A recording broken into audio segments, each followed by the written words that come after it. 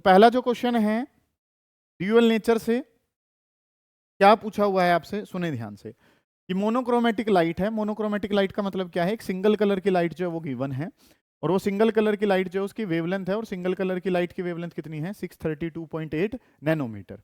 अब इसके बारे में अगर मैं बात करूं तो ये कितना हो जाएगा 632.8 नैनो का मतलब कितना है 10 की पावर माइनस का 9, और ये आंसर किस में आ जाएगा मीटर में। मोनोक्रोमेटिक लाइट है जिसकी वेवलेंथ है 632.8 नैनोमीटर, नैनो का मतलब 10 की पावर माइनस 9, और ये आंसर किस में आएगा मीटर में। पावर दे रखी है 9.42 मिली वोट, मिली वोट है तो सर ये क्या हो गया 10 की पावर माइनस 3, और ये आंसर किस में आ जाएगा वोट में। नैनोमीटर का एसआई कर लिया, ये मिली था इसका 10 की पावर माइनस 3 करा, इसका एसआई आपने कर लिया। अब चीजें जो है वो आपने क्या करनी है, आपके पास जो कंसेप्ट है आपको बताना है पहले एनर्जी और मोमेंटम। तो बेटा एनर्जी का फॉर्मूला जो है वो क्या होता है, एनर्जी का फॉर्मूला है एच डिवाइडेड बाई लैम्डा, या और अच्छे शब्दों में अगर मैं बात करूं तो आपको पता है कि 1240 divided by wavelength in nanometer, और ये आंसर किस में आ जाता है इलेक्ट्रॉन वोल्ट। तो 1240 जो है वो तो आपने कांस्टेंट निकाला ही होता है, डिवाइडेड बाई लैम्डा, लैम्डा जो है वो किसके बराबर है 632.8, और ये आंसर किस में है नैनोमीटर में, और ये आंसर किस में आ जाएगा इलेक्ट्रॉन वोल्ट। ये काम आपने कर लिया। एनर्जी अगर बतानी है तो 1240 divided by wavelength in nanometer, ये वैल्यू पता थी, पुट करी, और इस वैल्यू को अगर हम सोल्व करते हैं तो लगभग आंसर कितना जाएगा 1 पॉइंट समथिंग चला जाएगा। सोल्व करता हूं इसको तो ये जो आंसर है कितना 1240 divided by 632.8, this answer come out to be 1.95, और ये आंसर किस में आ जाएगा इलेक्ट्रॉन वोल्ट में आ जाएगा। ये आंसर जो किस में आ जाएगा 1.95, आंसर किस में आ जाएगा इलेक्ट्रॉन वोल्ट। नेक्स्ट जो है वो आपको क्या बताना है, मोमेंटम बताना है। मोमेंटम तो डी ब्रोई हाइपोथेसिस से पता ही होता है आपको कि मोमेंटम का फॉर्मूला होता है sir H divided by lambda, ये फॉर्मूला पता है।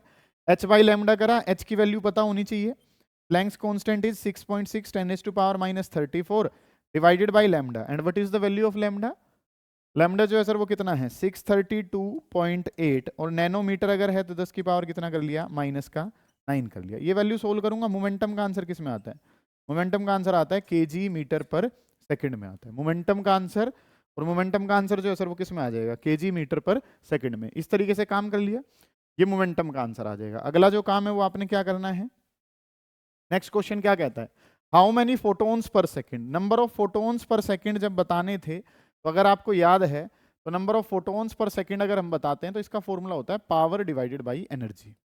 ये फॉर्मूला जो है ना वो हमने लिया था, ठीक है, कि नंबर ऑफ फोटोन्स पर सेकंड जब भी आपने बताने हो तो ये फॉर्मूला बड़ा इंपॉर्टेंट है, बोर्ड कई बार पूछ भी चुका है। करना क्या होता है, पावर को किससे डिवाइड कर देते हैं एनर्जी से, ठीक है, पावर को एनर्जी से डिवाइड कर दो। पावर की वैल्यू जो है वो क्वेश्चन ने कितनी दे रखी है, power is 9.42 10 to power minus का 3, ये तो आंसर वोट में है, डिवाइडेड बाई, इसको अगर मैं यहां से थोड़ा सा रब कर दूं, चलिए ये 1.95 इलेक्ट्रॉन वोल्ट है, और इलेक्ट्रॉन वोल्ट का मतलब जूल में अगर जाएं तो कितना हो जाएगा 1.6 10 टू पावर माइनस 19, और ये आंसर पर सेकंड में है तो सेकंड की पावर क्या कर दूंगा -1 कर दूंगा। इतना सा काम जो है ना वो आपने करना है। पहला पार्ट था एनर्जी बताना, एच सी बाई लैम्डा, या तो फॉर्मूले रख के कर लो, या एच और सी की वैल्यू रखूं तो 1240 divided by wavelength in nanometer, और ये आंसर किस में आता है इलेक्ट्रॉन वोल्ट में। एनर्जी पता चल गई सर। मोमेंटम बताना है, मोमेंटम का फॉर्मूला क्या है एच डिवाइडेड बाई लैम्डा, ये वैल्यू एच की है, ये लैम्डा की, आंसर किस में आ जाएगा केजी मीटर पर सेकंड में आ जाएगा। नेक्स्ट जो काम है वो आपने क्या बताने, नंबर ऑफ फोटोन्स बताने, तो पावर बाई एनर्जी कर दो, सिंपल सा काम जो है ना वो बन जाएगा। काफी इंपॉर्टेंट सवाल है, पेपर का हिस्सा हो सकता है बेटे।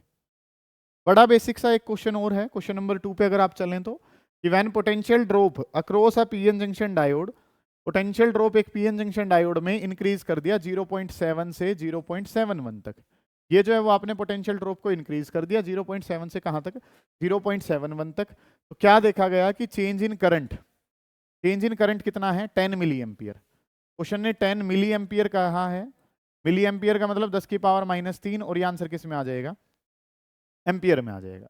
10 मिली एम्पियर, 10 लिखा, मिली का मतलब 10 की पावर -3, और ये आंसर किस में आ जाएगा एम्पियर में। इसको सोल्व करा तो ये आंसर कितना आ जाएगा 10 की पावर -2, और ये आंसर किस में है एम्पियर में है, ठीक है। तो अगर मैं डायनामिक रेजिस्टेंस बताना चाहता हूं तो रेजिस्टेंस डायनामिक क्या होता है sir, change in voltage divided by change in current होता है, change in voltage divided by change in current. Voltage 0.7 से कहां जा रही है 0.71 तक जा रही है, तो चेंज अगर इसका बताना है तो चेंज इन वोल्टेज जो है बेटा वो क्या रहेगी फाइनल वाली माइनस में क्या, इनिशियल। फाइनल वाली वैल्यू कितनी है 0.71, इनिशियल वाली कितनी 0.7, आंसर को माइनस करा तो 0.01 वोल्ट आ जाएगा। 0.7 में से 0.71 में से 0.7 को माइनस करा तो 0.01 बन गया। 0.01 डिवाइडेड बाई करंट कितना है 10⁻⁻²। इसको सोल्व करूं तो बेटा ये भी तो 10⁻⁻² ही है। 10⁻⁻² से 10⁻⁻² कैंसिल कर दूंगा, क्योंकि रेजिस्टेंस का आंसर है तो रेजिस्टेंस का आंसर सर किस में आ जाएगा, ओम में। तो answer comes out to be 1 ohm. Dynamic resistance बताना है 1 ओम, आपका आंसर जो है ना वो बन जाएगा। ठीक है, कि वोल्टेज 0.7 से 0.71 तक जा रही है, तो वोल्टेज का डिफरेंस कितना 0.01। करंट का जो है वो चेंज कितना दे रखा है 10⁻⁻²। दोनों वैल्यू को सोल्व करा, आंसर कितना आ जाएगा 1 ओम, आपके पास आंसर आ जाएगा। ये काम जो है ना वो आपने करना है। नेक्स्ट क्वेश्चन पे चलते हैं। थर्ड क्वेश्चन जो है वो उसमें टेलीस्कोप, ऑप्टिकल इंस्ट्रूमेंट से रिलेटेड एक क्वेश्चन है। You are given with a small telescope, आपके पास एक स्मॉल टेलीस्कोप है जिसमें एक लेंस ऑब्जेक्टिव है, एक आईपीस है, और ये 100 मीटर हाई टावर को देखने का काम जो है वो आपने इससे लिया है, जो कि आपसे कितने किलोमीटर दूर है, 3 किलोमीटर दूर है। फाइनल हाइट ऑफ इमेज बता दीजिए। जब जो फाइनल इमेज है वो कहाँ बनी है, लीस्ट डिस्टेंस पे। लीस्ट डिस्टेंस पे बनने का क्या मतलब है कि वो कहाँ बनी है 25 सेंटीमीटर पे, और जो मैग्नीफाइंग पावर है वो मैग्निफिकेशन कितनी दे रखी है 36। क्वेश्चन करने के लिए ना हल्का सा आइडिया किसका होना चाहिए आपको, कि डायग्राम कैसे बनाया था। ठीक है, तब आप इस क्वेश्चन को अच्छे से कर पाएंगे। ध्यान से समझें, काफी अच्छा क्वेश्चन है, गौर कर रहे होंगे।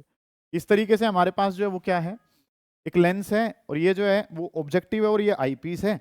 इसमें अगर हम काम करें तो रेज काफी दूर से आ रही हैं, और एक इस तरीके से एक हाइट है ऑब्जेक्ट की, वहां से रेज जो है ना वो आपके पास आने लग रही है, और यहाँ से रेज जो है वो इस तरीके से आती हैं। ये काम जो है ना वो हमने कर लिया। ठीक है, इनफाइनाइट पे जो ये ऑब्जेक्ट था कितनी दूर था 3 किलोमीटर। 3 किलोमीटर का मतलब क्या लिख लिया बेटे यहाँ पे, ये कितनी दूरी पे था 3000 मीटर की दूरी पे एक ऑब्जेक्ट था जिसकी हाइट किसके बराबर थी 100 मीटर के बराबर थी। ऐसे करके था, दूर ऑब्जेक्ट था तो उसकी जो इमेज है सर वो कहाँ बनती है, उसकी जो इमेज बनती है सर वो कहाँ बनती है, जाके फोकस पे बनती है। उसकी इमेज बनी जाके कहाँ पे, फोकस पे। फोकस पे बनती है तो ये क्या लिख दिया गया F0, और ये इसकी इमेज है, और इस इमेज को मैंने नाम क्या दे दिया, मान लो HI जो है इसको नाम दे दिया, या H1 नाम दे दिया। ठीक है, और यहाँ से रेज जो है वो अब इसके पास जाएंगी। इस लेंस को थोड़ा सा बड़ा जो है वो बना लेते हैं, ये लेंस बड़ा। ठीक है, ये लेंस जो है वो इस तरीके से एक लेंस था हमारे पास, वो छोटे साइज का बना, ऐसे मान लेते हैं कि ये लेंस था हमारा, और यहाँ पे अब जो फाइनल इमेज बनी है, इससे जो फाइनल इमेज बनी है वो फाइनल इमेज कहाँ बनी है सर, जाके least distance of distinct vision पे बनी। ये जो हाइट है ये किसके बराबर है H2। एक रफ डायग्राम जो है वो हम बनाएंगे, उसकी हेल्प से काम लेंगे। ये चीजें जो हम आपको क्या कह रखी हैं कि 100 मीटर एक टावर है, हाइट उसकी 100 मीटर की है, उसका डिस्टेंस कितना था 3 किलोमीटर। 3 किलोमीटर का क्या बनाया आपने, 3000 मीटर बना लिया। ये जो एंगल है सर वो हमें पता होता है, ये एंगल क्या बनता है अल्फा। ऑब्जेक्ट काफी दूर अगर रखा हो तो आप क्या देखते हैं कि इमेज कहाँ बनती है, जाके फोकस पे, और ये एंगल अल्फा है तो सर ये वाला एंगल भी कितना रहेगा अल्फा। अब एक छोटी सी बात समझ लो बस, ये काम जो है वो आपको क्या करना है, इस वाली ट्राइंगल में अगर हम काम करें, ये वाला अल्फा तो ये भी कितना है अल्फा। ये वाली साइड कितनी है, ये 100 थी, ये वाली कितनी है 3000 है। ये जो है सर ये हमारे पास क्या है, ऑब्जेक्टिव की फोकल लेंथ है, और ऑब्जेक्टिव वाली फोकल लेंथ जो है बेटे वो किसके बराबर है 150। ये वाली साइड कितनी पता है 150 पता है। ये हाइट H1 निकालने का पर्पस था, H1 हाइट यहाँ से निकल जाएगी। कैसे निकल जाएगी सर, कि tan अल्फा अगर उसमें लगाता हूँ तो परपेंडिकुलर डिवाइडेड बाई बेस, इसके लिए भी क्या हो जाएगा परपेंडिकुलर बाई बेस। तो 100 डिवाइडेड बाई कितना 3000 is equal to H1 divided by कितना 150। ये काम रहेगा। 150 से ये वैल्यू कितने पे 20 पे जाएगी, और 20 से ये वैल्यू कितने पे आ जाएगी 5 पे। तो H1 अगर बताना है तो H1 की वैल्यू जो है सर वो कितनी आ गई 5 सेंटीमीटर। कि उसने 100 मीटर का जो टावर था उसकी जो हाइट बनाई है वो किसके बराबर बनाई है 5 सेंटीमीटर के बराबर। इतना काम जो है ना वो आपको पता होना चाहिए। ये चीजें जो है ना वो आपने पढ़ी। यहाँ पे 3000 मीटर था, ये 100 मीटर था, इसको आपने सोल्व करा, ये F0 है और ये H1 जो है वो बताना है। वो ट्राइंगल का इस्तेमाल कर लिया, perpendicular by base, perpendicular by base.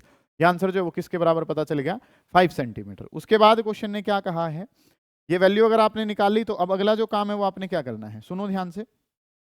कि नेक्स्ट जो मेरा पर्पस है कि टोटल जो मैग्नीफाइंग पावर है वो किसके बराबर है 36। आपको क्या पता है क्वेश्चन ने क्या दे रखा है कि जो फाइनल इमेज बन रही है, फाइनल जो इमेज बन रही है वो कहाँ बन रही है जाके, वो least distance of distinct vision पे बन रही है। Final image is formed at least distance of distinct vision. और ये बात आपने बार बार पढ़ी है कि अगर final image least distance of distinct vision पे बनती है तो फॉर्मूला होता है 1 + d और डिवाइडेड बाई कितना, FE।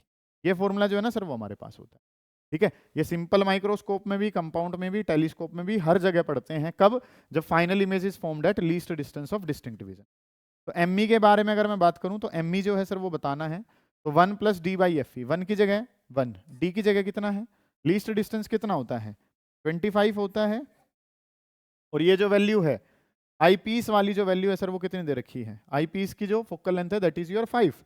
तो काम जो वो क्या हो जाएगा, डी की जगह कितना 25, FE की जगह कितना 5 से ये वैल्यू कितने पे चली जाएगी 5 पे। तो मैग्नीफाइंग पावर जो है वो 1 + 5 करूंगा तो आंसर कितना आ जाएगा 6 आ जाएगा। ठीक है, कि 1 + 5 और 1 + 5 का जो आंसर है सर वो मिलकर कितना आ जाएगा 6 बन जाएगा। ठीक है, ये दो स्टेप जो है वो क्लियर है। ये जो है स्टेप नंबर 1 है जिसमें आप ट्राइंगल्स की सिमिलैरिटी जो यूज कर रहे होंगे। ये स्टेप नंबर 2 है जिसमें आप मैग्नीफाइंग पावर ऑफ आईपीस जो है उसका इस्तेमाल करेंगे। और अब जो काम है वो अब आपने करना क्या है, सिंपल सी एक बात बतानी है कि ये हाइट बता दो कि सर ये हाइट किसके बराबर होगी। ठीक है, अब सिंपल लेंस फॉर्मूला अगर मैं लगाऊं तो आपको मैग्नीफाइंग पावर पता है और उसका फॉर्मूला क्या होता है, height of image divided by height of object. इसकी हाइट किसके, जो मैग्नीफाइंग पावर है वो कितनी निकाली है 6। हाइट ऑफ इमेज H2 में बताना चाहता हूं, ऑब्जेक्ट वाली हाइट किसके बराबर निकाली है, HI किसके बराबर निकाली है, H1 5 के। ये मल्टीप्लाई कर दूंगा तो H2 comes out to be 30 centimeter. बिल्कुल बेसिक सा सवाल है, पेपर का हिस्सा हो सकता है बेटा, ध्यान से समझो। क्वेश्चन ने क्या कह रखा है आपको, एक टेलीस्कोप है, दो लेंस यूज होते हैं, एक का नाम ऑब्जेक्टिव है और एक का नाम क्या है आईपीस, जिसको यूज करा गया है एक टावर को देखने के लिए जिसकी हाइट पता है और उसका डिस्टेंस पता है लेंस से। ठीक है, फाइनल इमेज जो है वो least distance of distinct vision पे बनी। एक टाइप तो यहां से फर्स्ट स्टेप यहां से निकलेगा, दूसरा यहां से निकलेगा और तीसरा जो है वो यहां से निकल जाएगा। क्या करना है आपने, मैं और आप क्या जानते हैं कि सर यहाँ पे ये अल्फा वाली ट्राइंगल का इस्तेमाल करा तो सिमिलर ट्राइंगल है। ठीक है, तो perpendicular by base tan alpha दोनों में इक्वल रहेगा, उसका फॉर्मूला लगाया, क्या निकाल दिया H1। अब ये जो फाइनल इमेज है वो कहाँ मिल रही है, least distance of distinct vision पे, तो ME की वैल्यू निकाल ली। अब मैग्नीफाइंग फॉर्मूला होता क्या है, height of image divided by height of object. Image और हाइट ऑफ ऑब्जेक्ट का फॉर्मूले जो है उसके अनुसार मैग्नीफाइंग पावर में लिखा, पुट करा, सोल्व करा, आंसर आ जाएगा। इतना सा काम जो है ना बस वो आपने करना है। उतार लीजिए इस क्वेश्चन को, अच्छा क्वेश्चन है। क्या कुछ कहा हुआ है, अगला क्वेश्चन जो है क्वेश्चन नंबर 4 कि एक अजम्पशन जो है वो एक हाइपोथेटिकल मॉडल जो है वो गिवन है और उस मॉडल ने क्या कहा है आपको कि there is no repulsive force between electrons. हालांकि इलेक्ट्रॉन्स के बीच में फोर्स होता है लेकिन इस मॉडल के अनुसार आपको जो है वो कोई फोर्स नहीं मानना है। ठीक है, कोई फोर्स नहीं है रिपल्शन का इलेक्ट्रॉन्स के बीच में, लेकिन पॉजिटिव और नेगेटिव के बीच में फोर्स ऐसा ही है जैसा पहले था कि फोर्स बिटवीन पॉजिटिव और नेगेटिव जो है वो एज इट इज है जैसा कि कूलम्स लॉ ने पहले बता रखा है। तो ग्राउंड स्टेट एनर्जी जो है वो हीलियम एटम की आपको बता के देनी है कि कितनी एनर्जी जो है वो होगी, ये सोल्व करना है बेटे। तो यहाँ पे एक कंडीशन जो है वो आपको गिवन है और वो कंडीशन जो है वो क्या कह रही है आपको कि कोई भी इलेक्ट्रॉन इलेक्ट्रॉन के बीच में रिपल्शन का फोर्स जो है वो नहीं है। तो काम जो है वो आपने करना क्या कुछ है कि अगर हम अपने अजम्पशन में बात करते हैं तो जो हमने जो बोर्स मॉडल लगाया था उसमें हमने जब आंसर निकाला था तो हमने चीजें जो वो क्या पढ़ी थी कि sir centripetal force is being provided by electrostatic force, कि इलेक्ट्रॉन जो घूम रहा है, इलेक्ट्रॉन जो घूम रहा है वो इलेक्ट्रोस्टैटिक फोर्स की वजह से जो है वो घूम रहा था। ठीक है, इस तरीके से काम जो वो आपने माना था। ठीक है, इस तरीके से काम जो वो आपने करा था जिसके बेसिस पे एनर्जी जो है और उसका फॉर्मूला हमने निकाल लिया था और उसका फॉर्मूला था -13.6 जेड स्क्वायर डिवाइडेड बाई कितना एन स्क्वायर। और ये आंसर किस में आया था, इलेक्ट्रॉन वोल्ट में आया था। ये आंसर जो है वो किस में आया था, इलेक्ट्रॉन वोल्ट में। ये काम जो है ना वो हमने कर लिया। हाइड्रोजन के लिए जेड पता है, सारी बातें जो है वो आपको पता है। अब जो डाटा है वो अब आपने क्या करना है, सुनो ध्यान से। इतना काम जो है सर वो हमें पहले से ही बोर मॉडल के अनुसार पता है कि centripetal force is being provided by electrostatic force और नॉर्मली जो फॉर्मूला पता है एनर्जी का वो कितना है -13.6 Z square by N square और इलेक्ट्रॉन वोल्ट है। ग्राउंड स्टेट बोला हुआ है बेटे, अभी चीजें जो है ना वो समझते हुए चले। ग्राउंड स्टेट बोला हुआ है तो n इज इक्वल टू कितना हो गया 1, हीलियम एटम बोला हुआ है तो z कितना हो गया 2। तो अगर मैं बात करूं तो इज इक्वल टू -13.6, नॉर्मली बात कर रहे हैं पहले वाले हिसाब से पहले, तो जेड का स्क्वायर 2 का स्क्वायर हो गया, एन की जगह कितना हो गया 1 का स्क्वायर, और ये आंसर जो बेटा वो कितना हो जाएगा -13.6 इंटू में कितना हो गया 4, और ये मल्टीप्लाई करूंगा तो 6 की मल्टीप्लाई 4 से करूंगा 4, और ये कितना हो जाएगा माइनस का 54.4, और ये क्या हो गया इलेक्ट्रॉन वोल्ट। इतना आंसर तो मुझे पता है सर, ये आंसर तो मेरा किस बेसिस पे आ जाता, इतना जो काम है वो तो हमने किस बेसिस पे निकाला है ये तो हमें पता चल गया सर। ये तो कौन सा है कि हम हाइड्रोजन एटम जब लेते थे, और हाइड्रोजन एटम का कंसेप्ट जिसमें इलेक्ट्रॉन इलेक्ट्रॉन के बीच में भी फोर्स था और पॉजिटिव और नेगेटिव के बीच में भी था। इतना काम एक बार उतारें, वो चेंज जो है उसको फिर हम डिस्कस कर रहे होंगे, करें एक बार इसको समझें, फिर अगले वाला पोर्शन करना है। ठीक है, इतना काम कर रहा है, उसके बाद की चीजें जो वो क्या है, अब हाइड्रोजन एटम वाला कंसेप्ट लेके चलें, एक बार समझने की कोशिश करें कि हाइड्रोजन एटम में और हीलियम एटम में क्या अंतर है। अगर हाइड्रोजन में बात करते हैं तो हाइड्रोजन जो एटम है वो आपको क्या कहता है बेटे, सुनो ध्यान से। ये हाइड्रोजन एटम है जिसमें अगर हम बात करें तो सर ये जो है क्या था, न्यूक्लियस हमारे पास है, और एक इलेक्ट्रॉन जो है वो इसके चारों तरफ क्या कर रहा है, चक्कर लगा रहा है। ठीक है, ये जो मॉडल था ये किसका था, हाइड्रोजन एटम का था। अब अगर मैं बात करूं हीलियम में, तो ये न्यूक्लियस जो है वो हो गया, और यहाँ पे क्या है, 2 इलेक्ट्रॉन है, एक इलेक्ट्रॉन ये है सर, और दूसरे वाला इलेक्ट्रॉन कौन सा है, ये वाला है। अब क्वेश्चन ने खुद से बोला हुआ है कि इन इलेक्ट्रॉन इलेक्ट्रॉन की तो कोई भी आपस में पेयरिंग नहीं है, इलेक्ट्रॉन इलेक्ट्रॉन पे कोई रिपल्सिव फोर्स नहीं लगाता है। तो अगर मैं इस हीलियम एटम को कंसीडर करूं तो अब जो क्वेश्चन है वो क्या कहता है, इस इलेक्ट्रॉन पे न्यूक्लियस का काम हो गया एक हाइड्रोजन एटम वाला, ये जो है दूसरे वाला इलेक्ट्रॉन है तो इसके लिए काम क्या हो गया दूसरे वाला, क्योंकि इनकी आपस में तो कोई बॉन्डिंग है ही नहीं, ना कोई रिपल्शन है ना कुछ है। ठीक है, तो काम जो वो क्या कर लिया कि ये जो आंसर निकाला था हमने, ये आंसर किसके लिए था, ये एनर्जी थी एक इलेक्ट्रॉन की, इलेक्ट्रॉन नंबर 1 लिख दिया, मान लो इलेक्ट्रॉन नंबर 1 की एनर्जी कितनी है -54.4, लेकिन हीलियम में तो कितने इलेक्ट्रॉन है ऐसे, 2 इलेक्ट्रॉन अगर हैं तो सर एनर्जी लिखनी है इलेक्ट्रॉन नंबर 2 की लिखनी है, इलेक्ट्रॉन नंबर 2 की भी लिखूंगा तो वो भी कितनी हो जाएगी -54.4 हो जाएगा, और ये आंसर किस में आ जाएगा इलेक्ट्रॉन वोल्ट में आ जाएगा। ये काम कर लिया। अब इसके बेसिस पे अगर हम आगे चलें तो काम जो वो क्या करना है, टोटल एनर्जी बतानी है, तो टोटल जो एनर्जी है सर इनका सम कर दो, दोनों का सम करूंगा तो कितना आ जाएगा 108.8 इलेक्ट्रॉन वोल्ट। बड़ा आसान सा टाइप है, अलग सा क्वेश्चन है, ध्यान से समझ लो, क्योंकि क्वेश्चन ने क्या बोला है, पॉजिटिव और नेगेटिव के बीच में तो कूलम्स लॉ लगा लो जैसे लगता आया है, लेकिन इलेक्ट्रॉन इलेक्ट्रॉन के बीच में मत लगाओ। तो हीलियम के जो 2 इलेक्ट्रॉन हैं वो क्या कंसीडर करे जा सकते हैं, 2 हाइड्रोजन टाइप से कंसीडर करे जा सकते हैं। ठीक है, तो पहले वाले की एनर्जी जो है वो आपने निकाल ली, उतनी ही दूसरे की होगी, दोनों का क्या कर देना है सम कर देना है, दोनों का सम करूंगा मेरे पास आंसर आ जाएगा। उतार लीजिए इस क्वेश्चन को। अगला भी जो क्वेश्चन है वो अच्छा है हमारे पास, क्वेश्चन नंबर 5।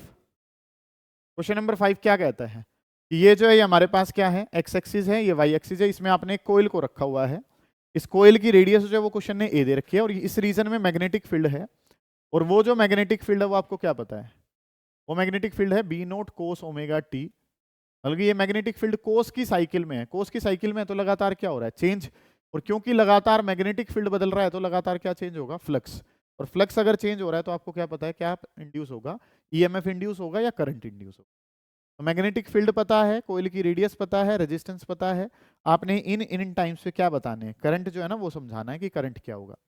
तो अगर मैं बात करूं तो सबसे पहले हम अगर काम कर रहे हैं तो पाई फ्लक्स का फॉर्मूला जो है वो क्या पढ़ रखा है आपने, ए बी सी तीनों चीजें होती हैं, तो फ्लक्स का फॉर्मूला जो है वो किसके बराबर है, फ्लक्स का फॉर्मूला है B A cos of theta, A B C सारी चीजें हैं, बी मैग्नेटिक फील्ड बेटा कितना दे रखा है B naught cos omega T, area की बात करूं तो साइड जो है उसकी रेडियस कितनी थी ए थी, तो एरिया कितना हो जाएगा पाई आर का स्क्वायर, पाई आर का स्क्वायर जो है वो एरिया हो गया कोस ऑफ थीटा।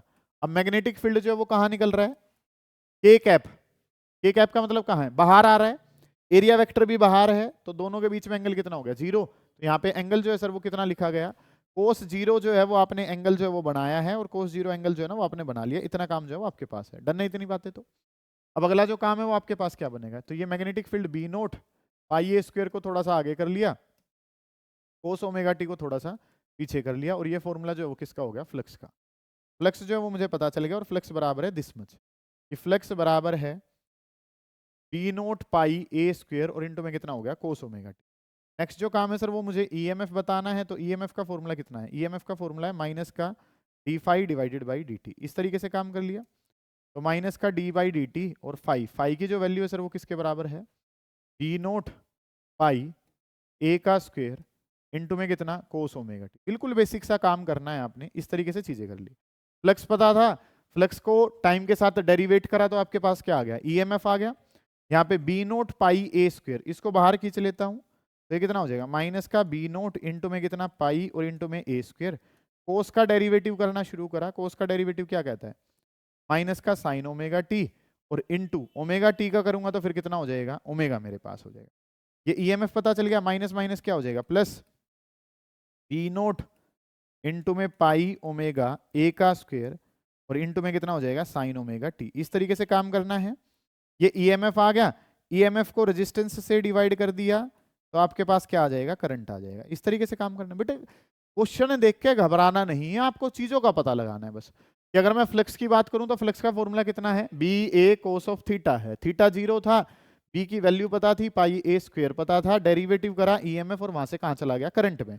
अब करना क्या है, बेसिक सा सवाल है कि अगर आपने करंट जो है वो निकालना है अलग अलग टाइम पीरियड पे, तो पहले वाला करंट जो है वो सर हमने बताना है। तो दैट इज लिखा गया I1 इज इक्वल टू, ये कितना हो जाएगा, बी नोट इंटू में पाई ओमेगा ए का स्क्वायर, पाई ओमेगा ए का square divided by R sine omega, और जहां पे टाइम लिखना है, टाइम की जो वैल्यू है सर वो कितनी है, पाई बाई 2 ओमेगा है। टाइम की वैल्यू कितनी कही है, पाई बाई 2 ओमेगा, ओमेगा ने ओमेगा को मार दिया, sine pi by 2 sine 90, sine 91 होता है तो क्या रह जाएगा, B naught pi omega A का स्क्वायर और डिवाइडेड बाई कितना हो जाएगा आर। ये वैल्यू जो है सर वो बन जाएगी B naught pi omega A का स्क्वायर और डिवाइडेड बाई कितना हो गया आर। सेकंड वाला काम करना है, सेकंड वाला करंट बताना है। सेकंड वाला करंट जो वो क्या कहता है आपको, सेकंड वाले करंट ने कहा है कि पाई बाई ओमेगा ले लीजिए, पाई बाई ओमेगा रखूंगा यहाँ से तो साइन पाई बनेगा, साइन 180 पे कितना होता है 0, खत्म हो जाएगी ये भी कहानी। अगला जो काम है सर थर्ड पार्ट बताना है, उसमें क्या कहता है वो कि जहां पे टाइम लिखा हुआ है, टाइम की वैल्यू को कितना रख दीजिए, 3 पाई बाई 2 ओमेगा रख दीजिए। तो B naught pi omega A का स्क्वायर डिवाइडेड बाई कितना आर इंटू में साइन ओमेगा को ओमेगा लिखा और इसकी जगह 3 पाई बाई 2 इंटू में ओमेगा, साइन 3 पाई बाई 2 270 पे कितना होता है -1, तो आंसर आ जाएगा minus B naught pi omega A square और डिवाइडेड बाई कितना हो जाएगा आर। ये काम करना है बेटे आपने, ऐसे करके आंसर निकाल दोगे। कि सर ईएमएफ बताना है, आपको पता है कि लगातार मैग्नेटिक फील्ड क्या हो रहा है, चेंज, तो मैग्नेटिक फ्लक्स भी चेंज होगा, ईएमएफ इंड्यूस होगा, ईएमएफ अगर इंड्यूस हो रहा है तो क्या पैदा होगा, करंट पैदा हो जाएगा। सिंपल सी चीजें हैं, इस तरीके से क्वेश्चन करना है। देखें एक बार, पढ़ें इसको। क्वेश्चन नंबर 6 अच्छा सवाल है, बेसिक सा ही क्वेश्चन है, गौर करें। मैंने पूरा क्वेश्चन नहीं लिखा है, मेन डाटा जो है वो लिख लिया। एक नॉन यूनिफॉर्म मैग्नेटिक फील्ड इस रीजन में अवेलेबल है। नॉन यूनिफॉर्म का मतलब क्या है कि सर उसमें अगर हम बात करें तो पी पे, क्यू पे, आर पे, इन पे मैग्नेटिक फील्ड की वैल्यू कहीं पे कम है, कहीं पे ज्यादा है, ऐसा क्वेश्चन ने कहा है। नेक्स्ट क्वेश्चन ने क्या कहा है कि मैग्नेटिक फोर्सेस जो हैं वो आपको दिखा रखे हैं इस तरीके से, ये ऐसा पाथ जो है वो लेता है, प्रोटॉन एंट्री करता है, ऐसे चलता है, फिर ऐसे चला जाता है और फिर ऐसे चला जाता है।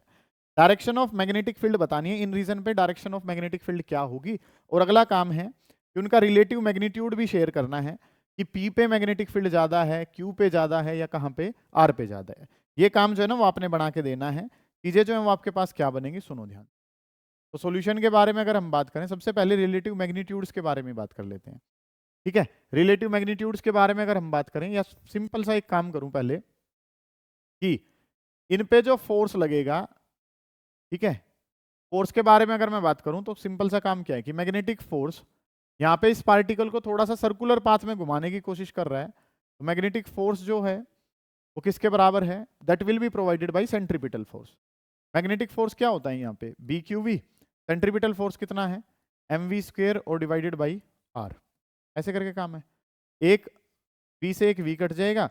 मेन जो बात है बेटा वो क्या करना है यहाँ पे कि बी और R, B is inversely proportional है, किसके इनवर्सली प्रोपोर्शनल है, आर के।